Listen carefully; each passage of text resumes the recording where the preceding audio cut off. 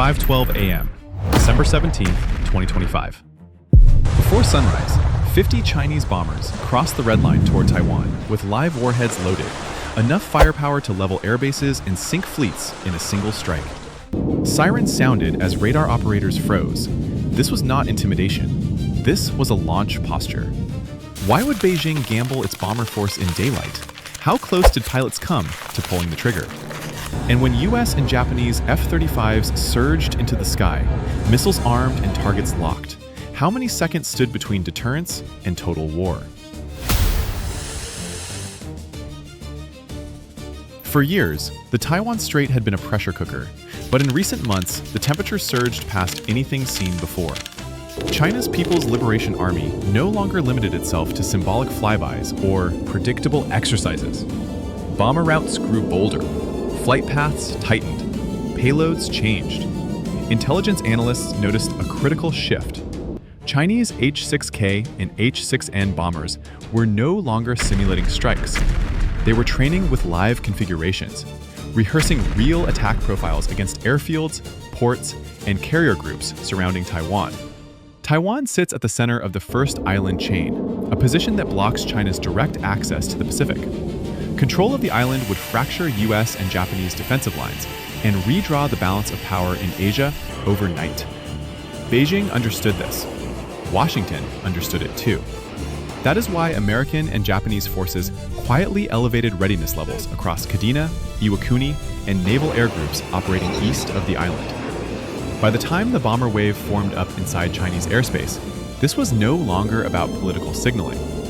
Satellite data suggested multiple aircraft carried long-range cruise missiles, capable of striking targets hundreds of kilometers away.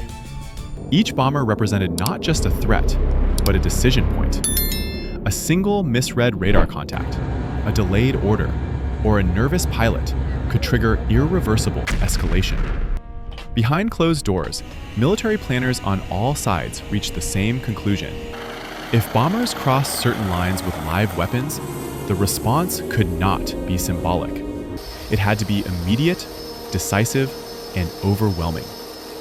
That was the moment stealth fighters entered the equation, not as a warning, but as the final barrier between deterrence and disaster. Local time. Taiwanese early warning radars lit up almost simultaneously across the western coast. At first, operators assumed a software anomaly. Then, the tracks multiplied. Dozens of contacts surged forward in tight formation, far denser than any previous patrol.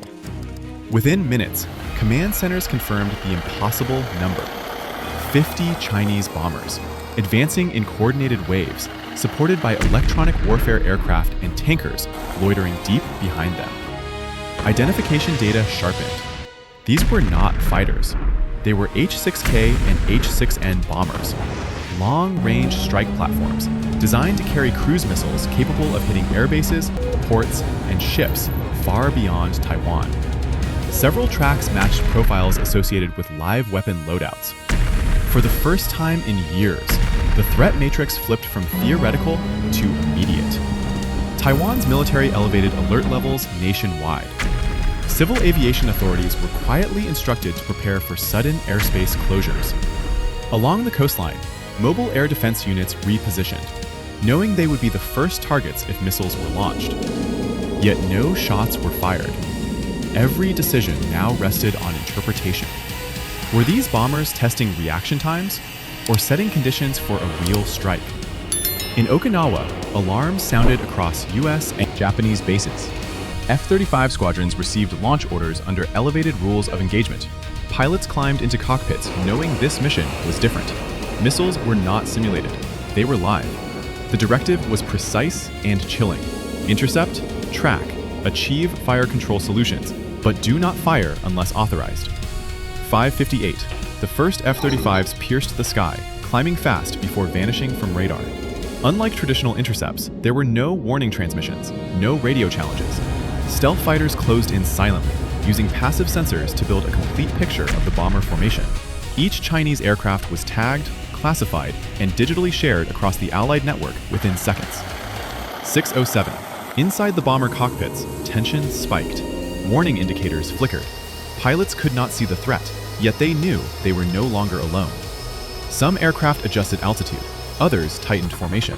One bomber crew reported intermittent sensor anomalies, classic signs of an unseen adversary operating inside engagement range. 6:14. The most dangerous moment arrived. A Chinese bomber briefly activated its targeting radar, sweeping the airspace ahead. To Allied commanders, that single pulse was a red flag. It suggested weapons checks, not navigation. F-35 pilots responded instantly, locking targets and aligning missiles. For several seconds, multiple aircraft sat within lethal envelopes. One command, one misjudgment, one missile launch, and the Taiwan Strait would erupt. 6:19. Requests for engagement authority moved up the chain. Political leaders were informed in real time.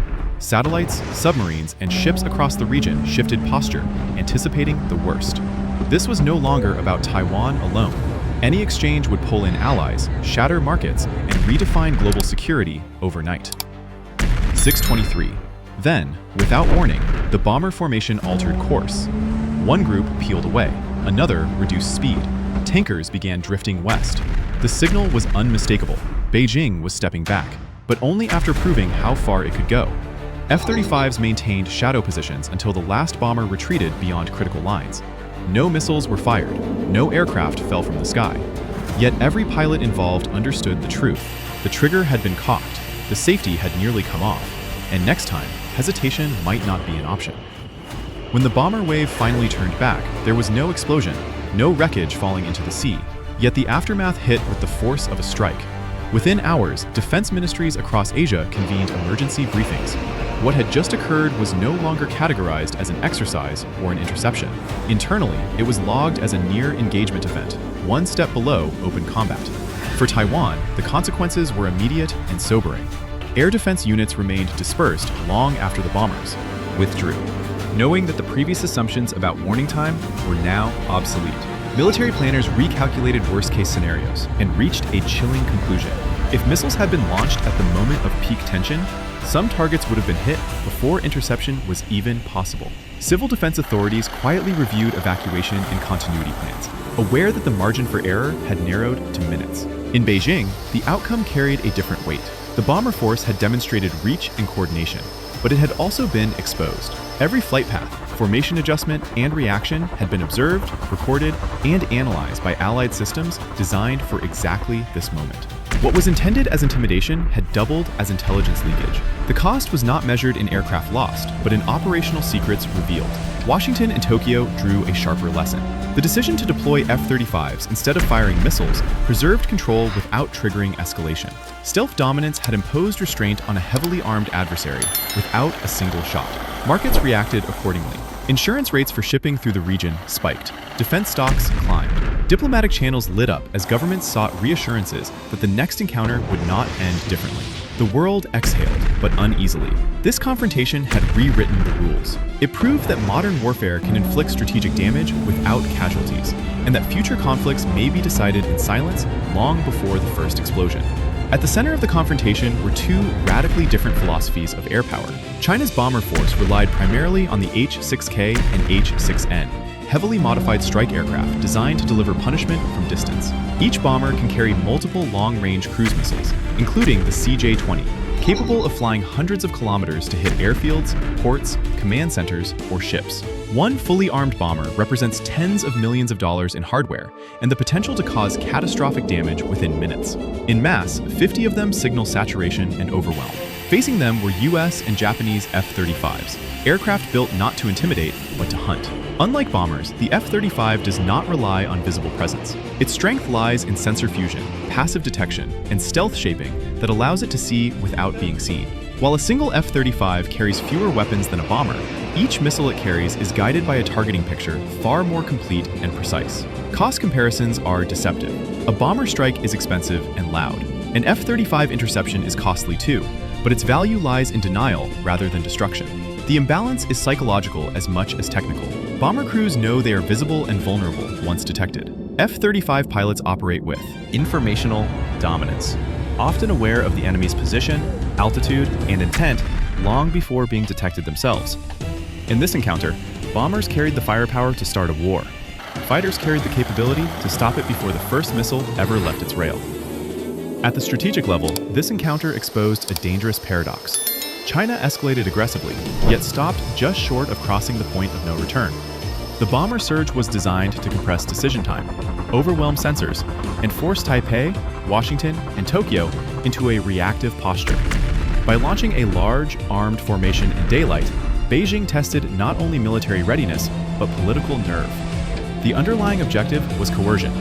Demonstrate the ability to strike first and fast, then dare the other side to accept the risk of escalation. But the strategy carried a built-in weakness. Bombers, even in large numbers, are blunt instruments.